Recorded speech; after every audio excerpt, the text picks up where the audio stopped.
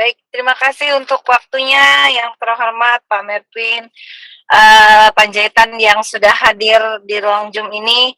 Bersyukur kita kepada Tuhan Yesus, kita bisa mendapat bahan pembahasan yang baik untuk kita pada malam hari ini, terutama tentang gereja memperjuangkan kemerdekaan manusia, yang juga dimana kita sebagai anak-anak bangsa yang juga mempunyai kewajiban untuk berpartisipasi, turut ambil bagian dalam memperjuangkan kemerdekaan bangsa yang mungkin pada saat ini bukan dengan kita mengangkat senjata atau berperang melawan penjajahan, namun kita juga berjuang dalam arti yang lebih luas, yaitu kita bagaimana menjadi anak bangsa yang baik, yang bertanggung jawab dengan iman dan kepercayaan kita juga bisa membawa bangsa ini ke keadaan yang lebih baik. Nah, mungkin begitu ya Pak Mervin. Nah, mungkin di sini Pak Mervin sesuai dengan materi yang ada ini, saya juga dengan beberapa teman-teman dari berbagai gereja. Jelas ya Pak? Ya. Dengan diskusi kami dengan beberapa teman dari berbagai kalangan gereja, kita ada sedikit membahas materi yang sudah ada pada kita tentang gereja memperjuangkan kemerdekaan manusia. Di sini kita mungkin Pak masih banyak pergumulan dan ini luar biasa pergumulan kita ini Pak. Masalah gereja dengan politik, begitu Pak. Nah, di sini yang kita sangat-sangat mungkin ya sebagian dengan pemikiran atau dengan konsep masing-masing itu berpendapat pastinya berbeda-beda Pak antara gereja dan politik, dan apakah gereja itu boleh berpolitik atau bagaimana. Mungkin pertanyaan di awal untuk saya membuka ini Pak, apakah gereja sebenarnya boleh berpolitik? Itu Pak yang mungkin perlu kami ingin dengarkan penjelasan dari Bapak. Ya, terima kasih Ibu Atiani. Saudara-saudara sekalian, materi ini kita rekam hari ini dan kemudian besok atau lusa di-upload.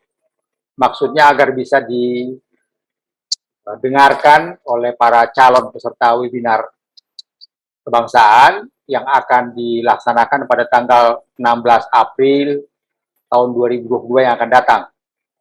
Pertanyaannya, apakah gereja bisa berpolitik? Politik praktis dalam arti sempit, yaitu mencalonkan calon politisi, calon presiden atau calon gubernur atau calon DPR RI dan seterusnya, itu tidak bisa. Yang bisa dilakukan gereja adalah membuat pencerahan-pencerahan politik, mengadakan pelatihan-pelatihan kewarganegaraan misalnya, dengan target agar warga gereja ini paham politik, sadar politik, dan kemudian diharapkan partisipasi politiknya akan meningkat. Paling-paling itu yang bisa lakukan gereja. Martin Luther, ini tokoh reformasi yang pertama, itu memang memisahkan antara gereja dan negara. Ada pemisahan antara gereja dan negara. Negara mengurusi urusannya, gereja mengurusi urusannya sendiri. Dan tidak ada yang lebih tinggi. Negara bukan atasan dari gereja, gereja juga bukan atasan dari negara. Dengan demikian, maka demokrasi bisa berkembang. Artinya negara bisa dengan leluasa menjalankan fungsinya, begitu juga gereja dengan leluasa menjalankan fungsinya, dan mereka tidak saling mengganggu. Dan bagi warga negara, termasuk masyarakat Kristen Indonesia, ini memudahkan. Dia bisa pada waktu yang sama setia kepada negara, dan pada waktu yang sama juga setia kepada gereja. Dua-duanya bisa dilakukan. Tetapi yang sering terjadi adalah pada hari Minggu dia dengar khotbah di gereja untuk menjadi manusia yang baik. Kadangkala pada hari Senin dan selanjutnya kelakuannya itu tidak sama dengan apa yang diajarkan di gereja. Inilah yang akan kita hindarkan dengan webinar kebangsaan ini. Ini juga yang akan kita hindarkan pada sekolah politik kebangsaan yang diselenggarakan oleh IPKRC. Jadi kita berharap semua warga gereja hendaknya pada waktu yang sama dia juga warga negara RI. Terjadi pada orang yang sama, dia menjadi bagian dari masyarakat Kristen, sekaligus menjadi bagian dari bangsa Indonesia, sekaligus juga menjadi bagian dari rakyat Indonesia. Saya pikir itu yang bisa saya berikan jawaban sementara ini. Baik, baik. Terima kasih, Pak. Mendengar dari penjelasan yang Bapak sampaikan, idealnya seperti itu ya, Pak. Idealnya seperti itu.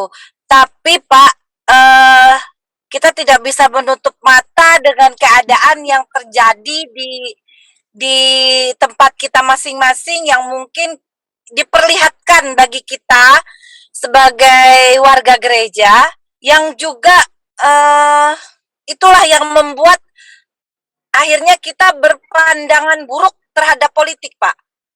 Itu contoh semisal yang Bapak sampaikan tadi, kita tidak bisa langsung berpolitik praktis ya, Pak.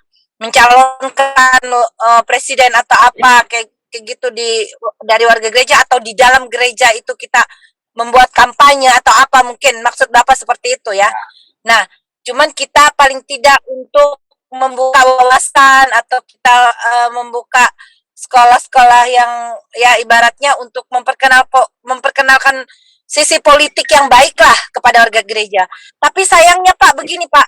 Nah, bagaimana kita bisa memberi tanggapan yang baik kepada dalam tanda kutip politik yang bersangkutan dengan warga gereja atau gereja itu sendiri, sedangkan kita melihat Pak di luar warga gereja yang sudah bersangkutan atau bersentuhan langsung dengan politik itu sendiri, akhirnya seolah-olah melupakan identitas aslinya sebagai warga gereja, Pak.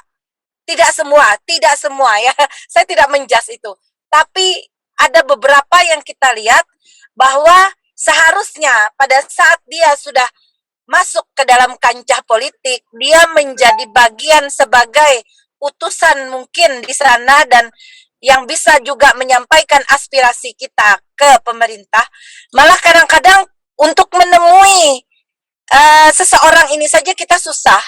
Nah, jangankan kita mau menyampaikan keluhan kita untuk membantu gereja atau membantu pelayanan di dalamnya kepada yang sudah bersentuhan langsung dengan politik ini, untuk menjumpai dia saja kita susah, Pak.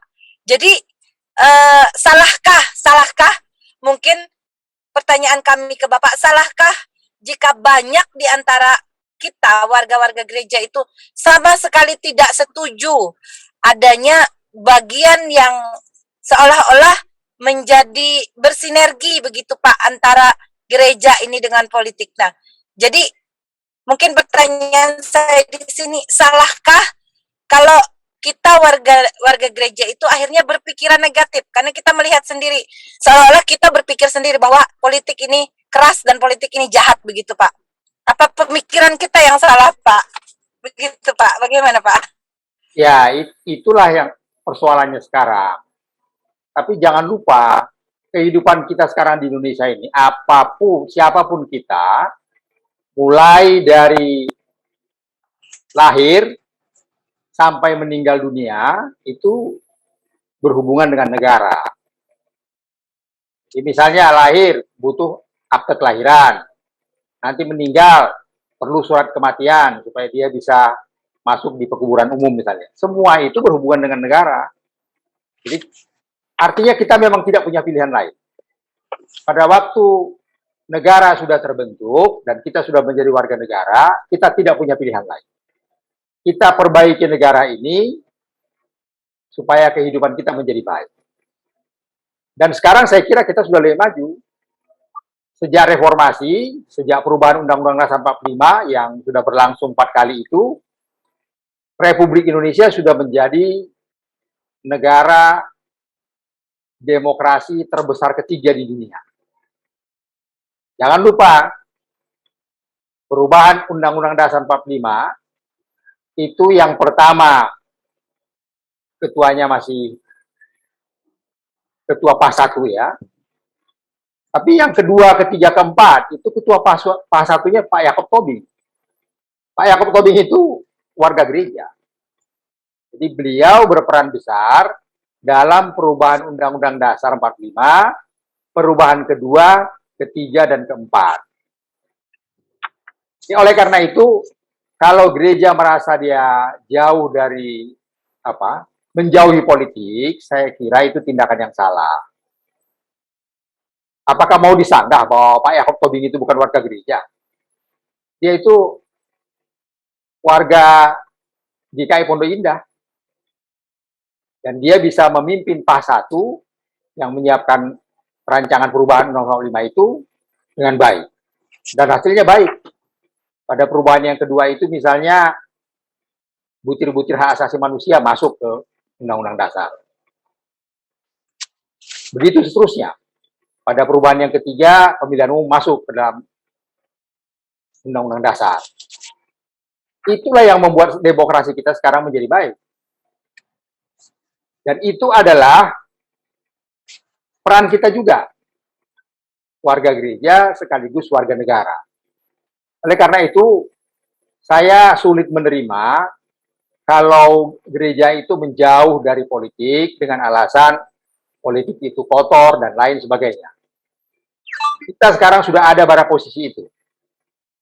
Saya katakan sekarang, kondisi ini sudah jauh lebih baik dibanding Orde Baru misalnya. Atau kondisi ini sudah jauh lebih baik daripada kita di masa penjajahan misalnya, tidak punya negara sendiri. Sekarang sudah jauh lebih baik. Bahwa ada di sana sini misalnya persekusi, ada di sana sini politisi kita itu tidak membela kepentingan konstituennya misalnya. Tidak mau membela kepentingan gereja misalnya, sulit ditemui dan sebagainya.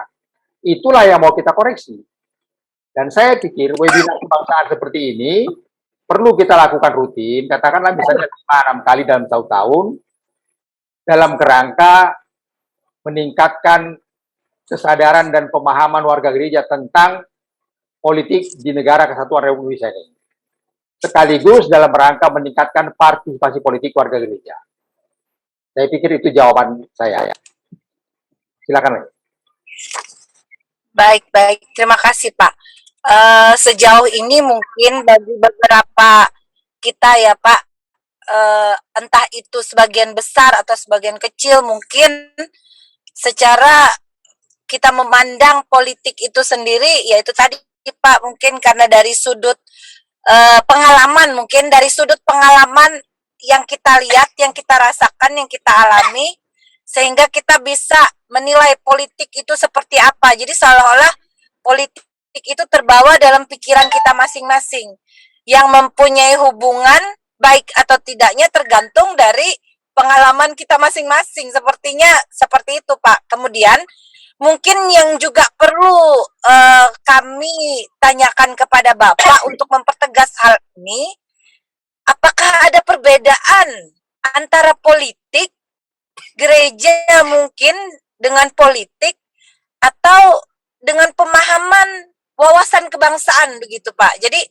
contoh yang seperti Bapak bilang tadi, kita dari lahir sampai meninggal kita akan selalu berhubungan dengan negara. Kita memerlukan campur tangan negara untuk surat menyurat, administrasi dan lain-lain. Namanya kita juga tinggal di negara tersebut, menjadi warga negara, pasti kita sangat-sangat memerlukan atau ada kepentingan tertentu kita terhadap negara yang juga akan memenuhi apa yang kita perlukan di dalam kehidupan kita selama kita masih tinggal di suatu negara tersebut. Nah, yang sekarang jadi pertanyaan kami, apakah ada perbedaan gereja berpolitik atau lebih baik kita memberikan wawasan kebangsaan yang baik, jadi tidak disangkut pautkan dengan politik begitu, Pak. Mungkin lebih gamblangnya gereja atau warga gereja diarahkan kepada politik yang sebenarnya secara gambaran yang benar, atau hanya kita bisa bilang tidak menyentuh kalimat politik tapi wawasan kebangsaan yang benar. Jadi mana yang enak ini, Pak? Ya, ya.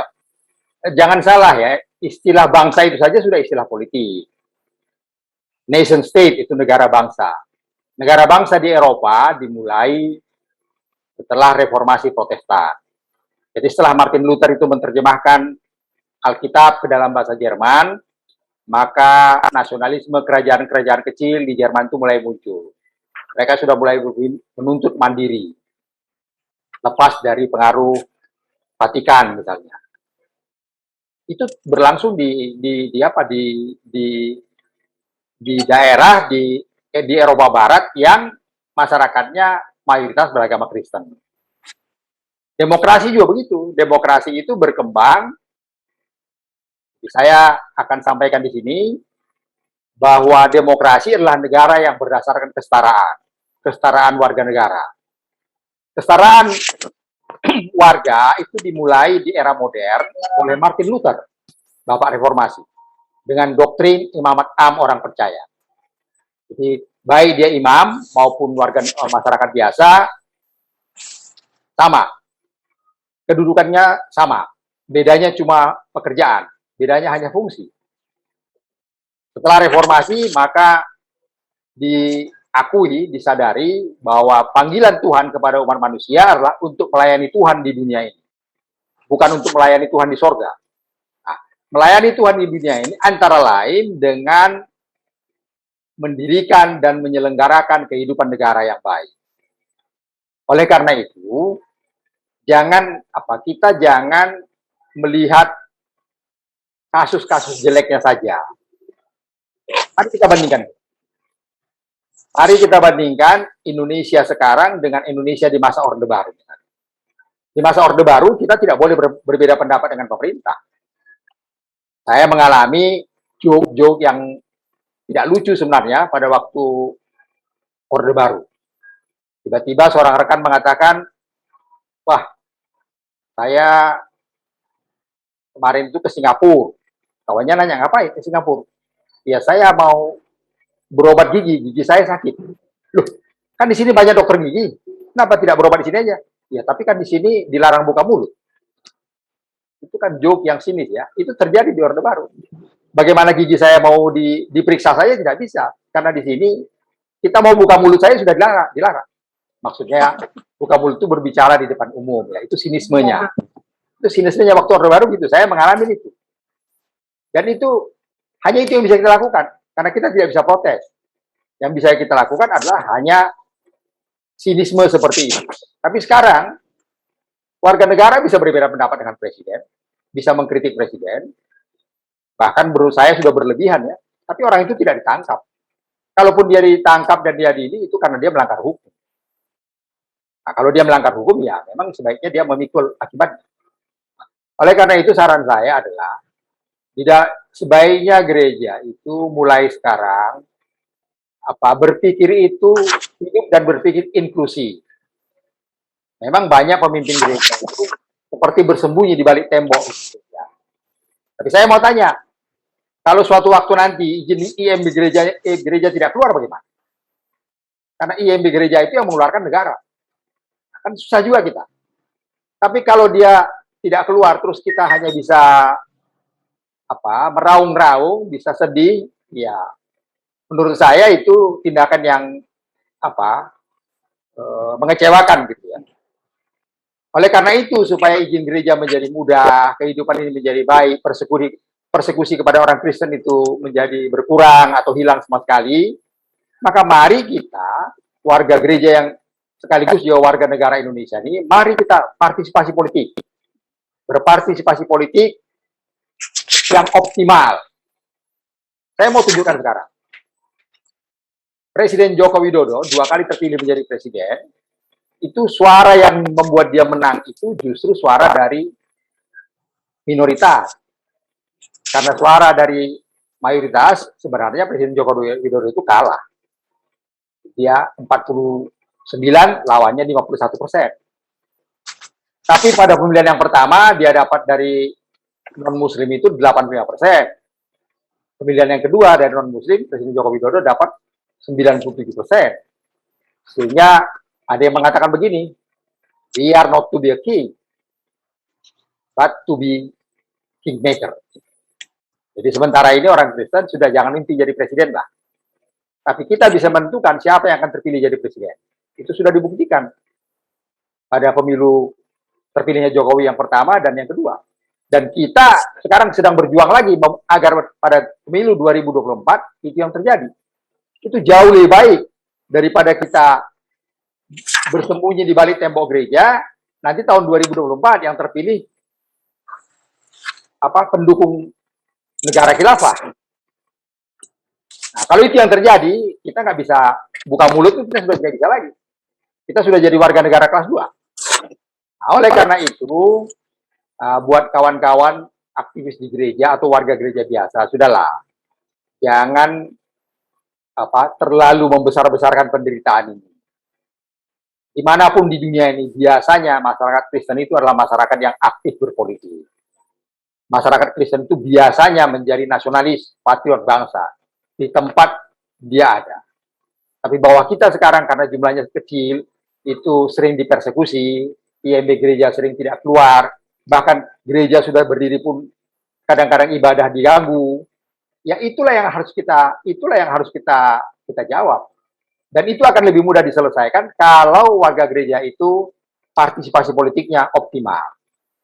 Dan untuk itu maka gereja harus mau lelah, mau capek, mendidik warganya bagaimana berpolitik yang baik.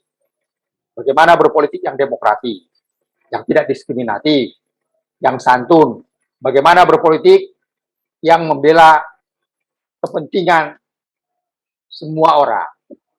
Atau kalau mau lebih jelas lagi, kita bisa baca Lukas 4 ayat 18 sampai 19. Di sana dikatakan Tuhan Yesus mendeklar bahwa kehadirannya di bumi ini, pelayanannya di bumi ini adalah untuk memberikan penglihatan kepada orang buta, membebaskan para tawanan, membebaskan orang-orang tertindas, memberitakan tahun rahmat Tuhan telah datang. Menurut saya, kalau di Indonesia ini sekarang gereja ini sedang berkembang cukup banyak, maka mestinya masyarakat Indonesia merasakan itu. Merasakan tahun rahmat Tuhan itu telah datang. Itulah sebabnya di dalam paper saya katakan bahwa gereja memperjuangkan kemerdekaan manusia. Termasuk kemerdekaan manusia di Indonesia ini. Termasuk kemerdekaan bangsa Indonesia. Pada waktu proklamasi kemerdekaan dulu, ada sekitar 3 orang tokoh Kristen asli di sana. Antara lain Latuar Hari, Maramis, dan Samratulangi. Mereka itu berjuang dan akhirnya 7 kata dari draft sila pertama itu keluar. Sehingga jadilah kita menjadi negara bangsa seperti sekarang ini. Saya kira itu penjelasan dari saya. Baik, terima kasih Pak. Sekilas saya mengutip, gereja memperjuangkan kebebasan warganya ya Pak. Nah sekarang mungkin apakah juga termasuk bagian dari politik negara yang mungkin kita sangat-sangat rasakan pada saat ini, tentang bagaimana sulitnya kita mendirikan rumah ibadah, Pak. Kita mendirikan rumah ibadah, kita meminta izin untuk mendirikan rumah ibadah. Sangat-sangat sulit. Di bagian-bagian wilayah tertentu malah jangankan mendirikan rumah ibadah, kita beribadah di rumah-rumah warga jemaat, itu pun sangat-sangat dicekal begitu Pak. Jadi mungkin hal yang lagi booming juga untuk kita anak-anak Tuhan ini, mungkin tidak usah kita melebar mengurusi negara, maksudnya secara simpelnya saja untuk ke kitanya saja, Bapak, seolah-olah hak asasi kita, kebebasan kita dikekang. Nah, sedangkan di sini contoh kecil, misalnya ini Pak, karena ini kita rasakan sendiri di wilayah kita Pak, hanya dengan provokator atau pengaruh dari seorang RT, itu sebenarnya warga itu tidak bermasalah. Tapi dengan satu orang RT yang sangat-sangat fanatik, yang tidak setuju adanya pembangunan gereja di wilayahnya, satu orang RT ini yang seharusnya juga dia sebagai pejabat negara walaupun di bagian yang terendah begitu, dari pemerintahan yang paling terendah, dia juga tangan kaki negara seperti itu kan Pak. Nah, artinya dia juga tidak terlepas dari politik yang ada. Tapi dengan satu orang ini, dia sudah bisa mencekal kebebasan warga gereja di sekitar itu yang sudah siap dengan tanah, hanya dengan surat izin aparat wilayah setempat untuk mereka bisa melanjutkan itu ke jenjang yang lebih tinggi, itu akhirnya tercekal Pak. Nah, terhambat, dan sampai sekarang selama RT itu masih hidup ibaratnya, itu tidak akan bisa dilanjutkan. Padahal upaya-upaya untuk membuat hal itu bisa terlaksana itu sudah dilaksanakan oleh beberapa pihak pengurus gereja. Namun ujung-ujungnya juga selalu mentok. Jadi seolah-olah kita datang pun ke aparat-aparat yang lain ya seolah-olah juga dalam artian dipersulit seperti itu Pak. Jadi apakah kehadiran negara di sini yang sebenarnya menjamin kebebasan warganya dan memberikan hak penuh kepada warganya untuk beribadah dan melakukan aktivitas yang baik di dalam negara tersebut, itu terhambat hanya karena segelintir orang-orang yang mungkin pemikirannya tidak negarawan begitu Pak, wawasan kebangsaannya mungkin kurang. Jadi apakah ini juga bagian politik Pak? Kalau bisa kami minta penjelasan yang lebih detail dari Bapak seperti itu Pak. Ya, negara ini, kehidupan bernegara ini tidak bisa hanya diserahkan kepada pejabat negara saja. Itu persoalan kita ya. Hal itu tidak terjadi di tempat lain. Kalau warga gereja itu bermasyarakat. Saya melihat memang banyak warga gereja ini jadi ketua RT nggak mau, jadi pengurus RT nggak mau. Biar saja orang lain. Baru nanti setelah RT itu punya pengaruh, baru dia bingung. Jadi itu kelemahan kita juga.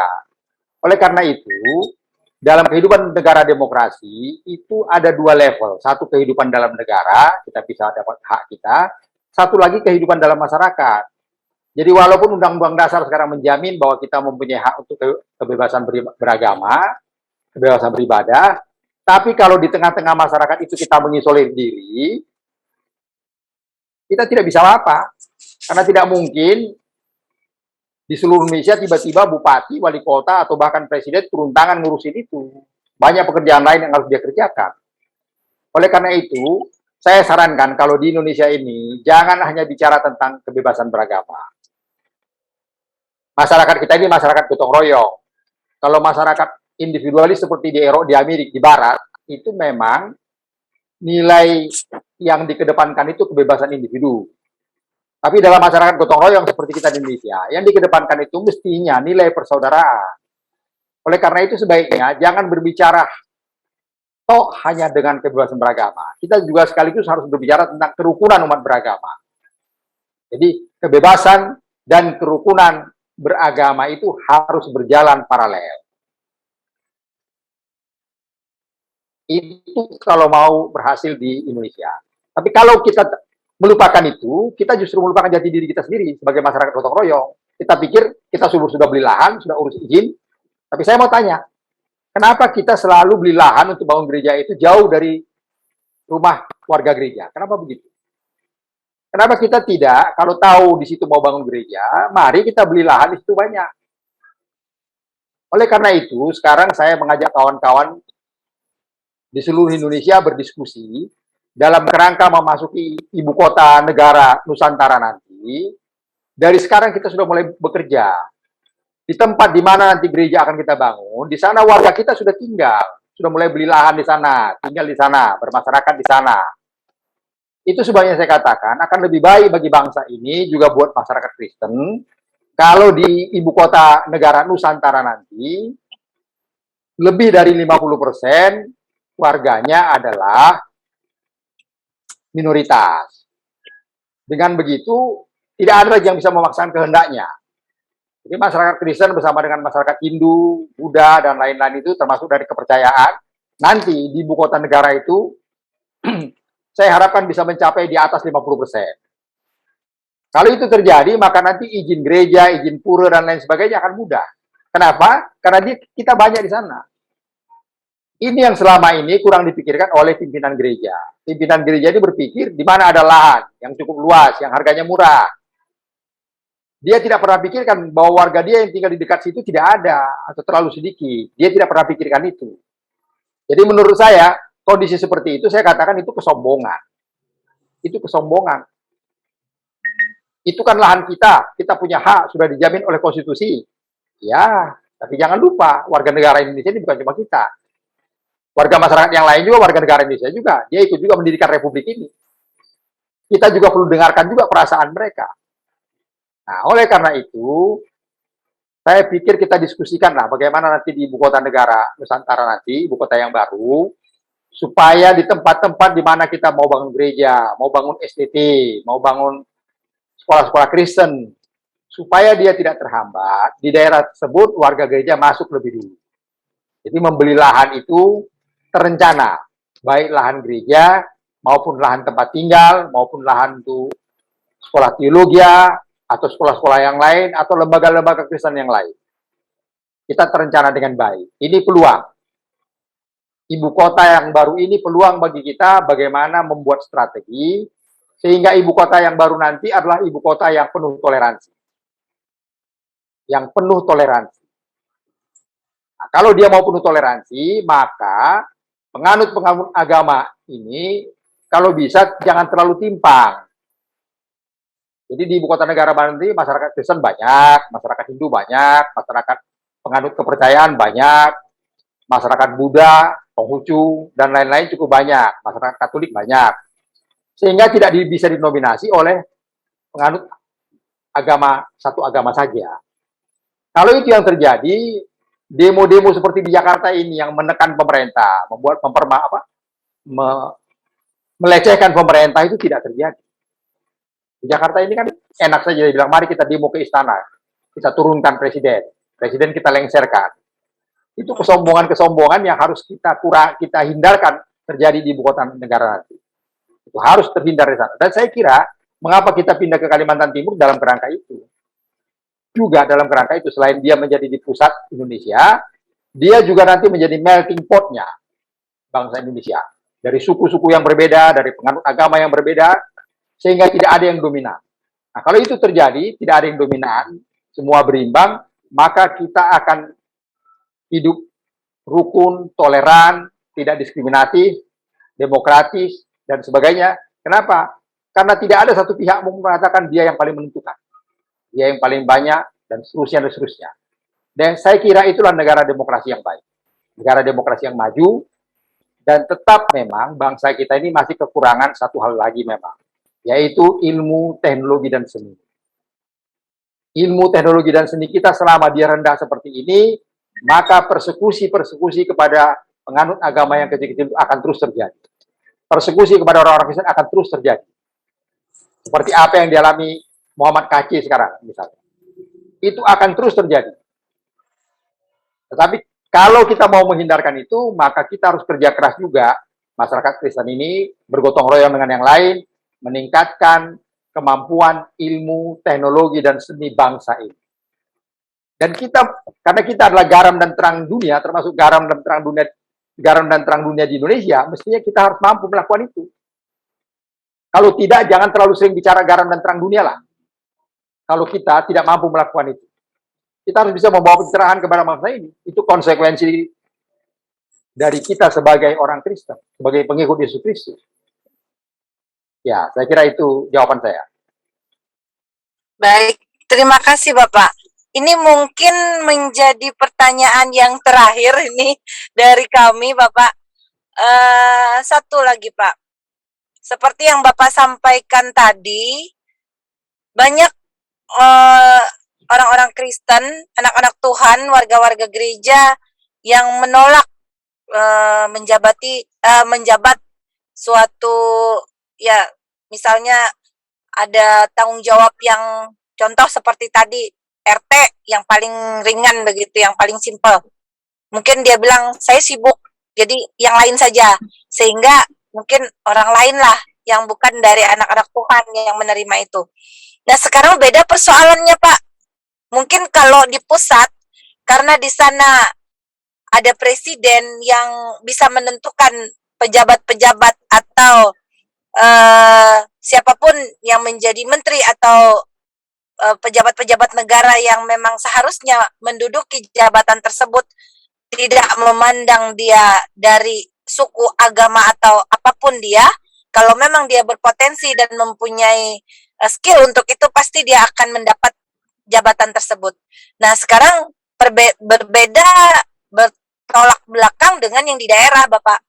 Jadi contoh di daerah mungkin pada penempatan tempat jabatan yang strategis itu sangat-sangat minim, bahkan hampir bisa dibilang mustahil kalau itu dipegang oleh anak-anak Tuhan, seperti itu Pak.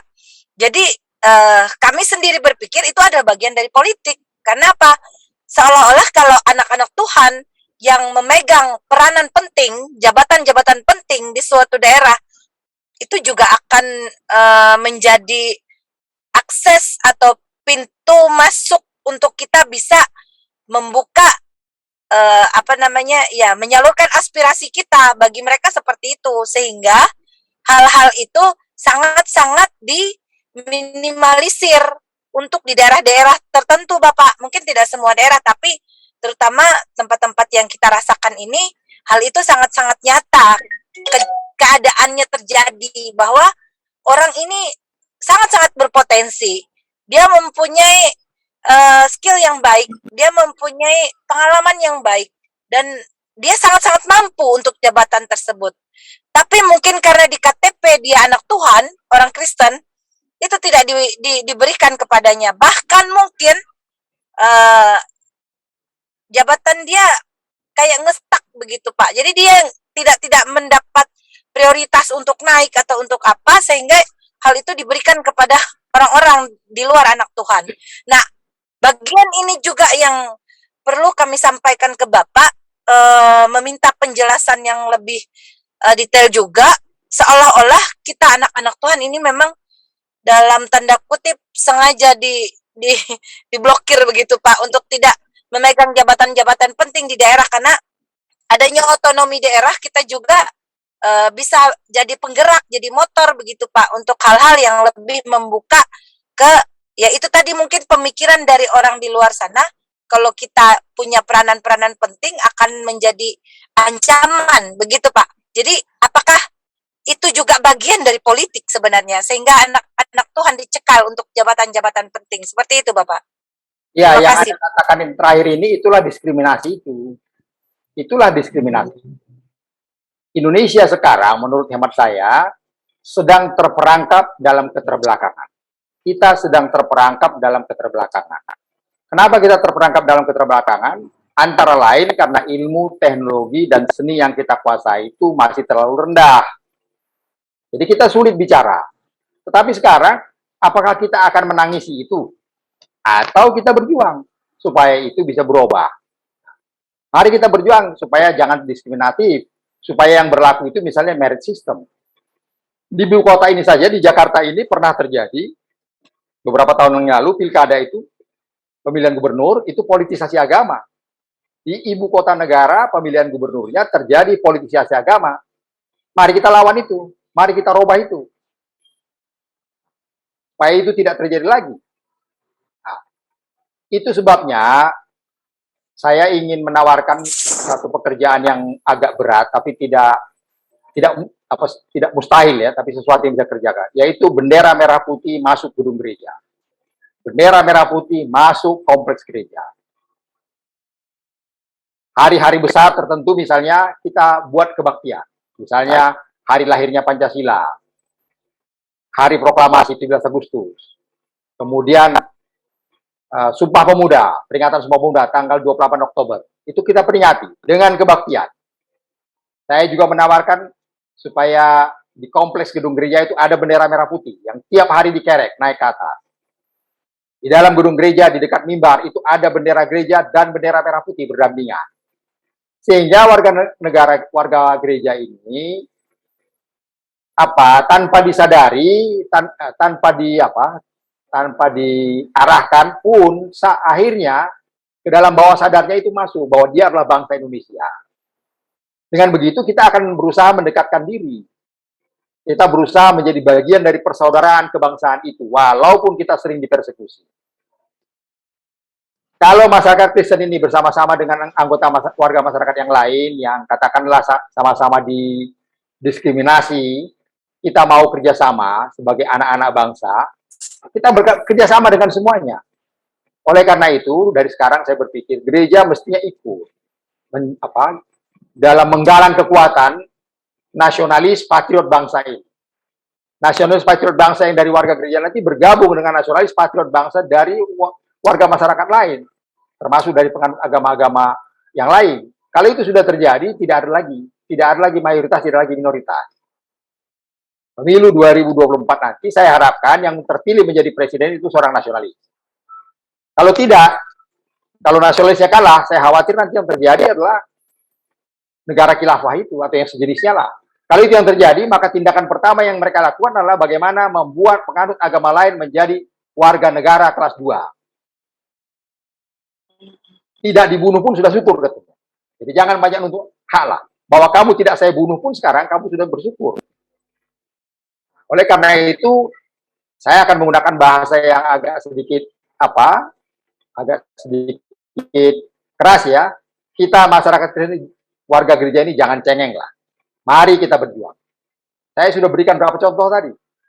7 kata itu keluar dari draft sila pertama, itu pejuang-pejuang dari timur, antara lain Latuhar Hari, Maramis, dan Samratulangi. Perubahan Undang-Undang Dasar di Indonesia ini berlangsung 4 kali. 3 kali itu ketua PAH satunya, itu Pak Jacob Tobing. Perubahan yang kedua, yang ketiga, dan keempat, itu ketuanya itu Bapak Jacob Tobing, warga gereja GKI Pondok Indah. Dan oleh karena itu, dialah ketua PAH 1, antara lain, mengapa butir-butir hak asasi manusia itu bisa masuk. Hampir semua bisa masuk. Sekarang di Undang-Undang Dasar, tidak ada lagi istilah presiden harus orang asli. Tidak asli Indonesia pun, kalau dia warga negara Indonesia, dia bisa berhak menjadi presiden. Jadi, kita sudah jauh lebih maju. Kita sudah jauh lebih maju daripada 80-90 tahun yang lalu. Dibanding waktu kita di masa penjajahan misalnya. Jauh lebih maju. Karena saya kira, marilah kemajuan ini kita perjuangkan terus. Bagi warga gereja, bagi anak-anak Tuhan, anak-anak muda, ibu-ibu, dan lain sebagainya, mari kita meningkatkan kemampuan politik kita, nasionalisme kita, di dalam melalui kegiatan-kegiatan gereja. Melalui kegiatan-kegiatan gereja. Setelah itu nanti kita terjun ke masyarakat, membaur dengan mereka, menjadi garam dan terang dunia di Indonesia. Saya kira dengan itu, saya selesaikan jawaban saya ini, dan nanti kita akan berlanjut diskusi. Saya kira begitu Ibu Atiani ya. Kalau pertanyaan sudah selesai, Siap, terima kasih. nanti pertanyaannya tanggal 16 April 2022.